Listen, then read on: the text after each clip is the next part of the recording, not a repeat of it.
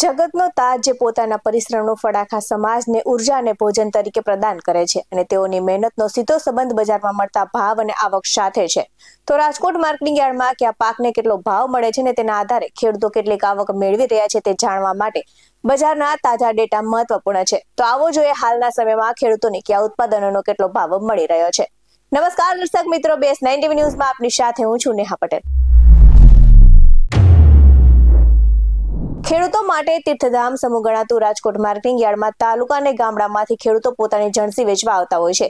ત્યારે સિઝનેબલ પાકો માર્કેટિંગ યાર્ડમાં ઠલવાય છે અને પૂર બહારમાં માર્કેટ યાર્ડમાં ટુકડા ઘઉં અને સાથે જ લોકવન ઘઉં અને કપાસની આવક જોવા મળી છે. તો આજે યાર્ડમાં કપાસની 3200 ક્વિન્ટલ આવક નોંધાઈ હતી અને કપાસનો મણદીઠ ભાવ 1295 થી 1570 બોલાયો હતો.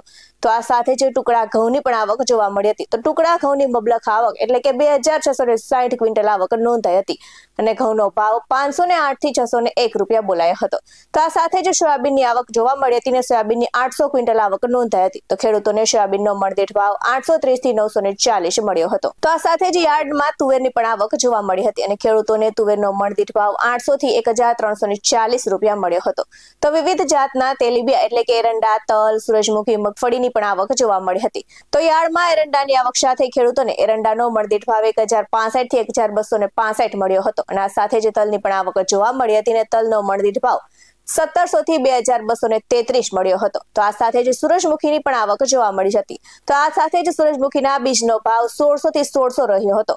આ સાથે જ હવે વાત કરીએ મરી મસાલાના ભાવની અને આવકની. તો મરી મસાલાની આવકમાં દાણાની આવક જોવા મળી હતી અને દાણાનો ભાવ 1450 થી 1970 બોલાયો હતો. અને હવે વધુમાં જોઈએ કે જીરુની આવક કેટલી હતી. તો જીરુની આવક સાથે જીરુનો ભાવ 3800 થી 4150 રહ્યો હતો. આ સાથે જ લસણની પણ આવક જોવા મળી હતી અને લસણના ભાવની જો વાત કરવામાં આવે તો લસણના ભાવ 1250 થી 1875 બોલાયા હતા. તો વિવિધ જાતના શાકભાજી પણ આવી રહ્યા હતા. ત્યારે શાકભાજીની આવક સાથે વાત કરીએ લીંબુ, બટાકા સહિતના શાકભાજીની આવકની અને તેના ભાવની. તો સાથે જ તો યાર્ડમાં પપૈયા વેચવા આવતા ખેડૂતોને પણ તેના સારા ભાવ મળ્યા હતા અને આ સાથે જ ખેડૂતોને રીંગણનો ભાવ 107 થી 312 રૂપિયા મળ્યો હતો. તો ટામેટાની આવકની વાત કરવામાં આવે તો ટામેટાની આવક 1113 ક્વિન્ટલ નોંધાઈ હતી અને ટામેટાના ભાવ 609 થી 817 રૂપિયા બોલાયા હતા. તો આ સાથે જ યાર્ડમાં વેલા પર થતા શાકભાજીની પણ આવક જોવા મળી હતી અને તુરિયાનો ભાવ 794 થી 956 રહ્યો હતો અને આ સાથે જ કારેલાનો ભાવ 584 થી 817 બોલ્યો હતો. તો ગલકાનો ભાવ 217 થી 714 બોલ્યો હતો અને લીલા મરચાનો ભાવ 526 થી 748 રૂપિયા બોલાયો હતો. તો આ સાથે જ રાજકોટ માર્કેટિંગ યાર્ડમાં ખેડૂતોને અને વેપારીઓને પૂરતા પ્રમાણમાં ભાવ મળતા હોવાથી માત્ર રાજકોટ જ નહીં પરંતુ આસપાસના ગામો અને શહેરના ખેડૂતો પોતાની જણસીઓ સાથે પહોંચી જાય છે.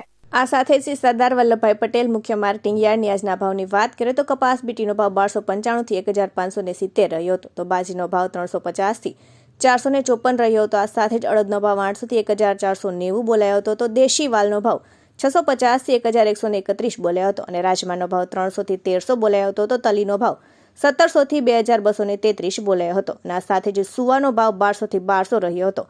આ સાથે જ પોપટભાઈ સોરઠિયા સબ માર્કેટિંગ યાર્ડની શાકભાજીના ભાવની વાત કરીએ તો લીંબુનો ભાવ 276 થી 553 બોલાયો હતો. બટાકાનો ભાવ 82 થી 228 બોલાયો હતો. કોથમીરનો ભાવ 206 થી 319 બોલાયો હતો. ભીંડાનો ભાવ 598 થી 796 બોલાયો હતો. તો દૂધીનો ભાવ 143 થી 223 બોલાયો હતો અને આ સાથે જ કાકડીનો ભાવ 244 થી 517 બોલાયો હતો. તો બીટનો ભાવ 124 થી 236 બોલાયો હતો અને આ સાથે જ આદુનો ભાવ 1025 થી 1207 બોલાયો હતો. આવા જ વધુ અહેવાલ સાથે ફરી મળતા રહીશું. તમે અમારી YouTube ચેનલને સબસ્ક્રાઇબ કરવાનું અને અમને Facebook અને Instagram પર ફોલો કરવાનું ભૂલશો નહીં. બાકી નવી અપડેટ્સ મેળવવા માટે આપ જોતા રહો BS9 TV ન્યૂઝ. નમસ્કાર.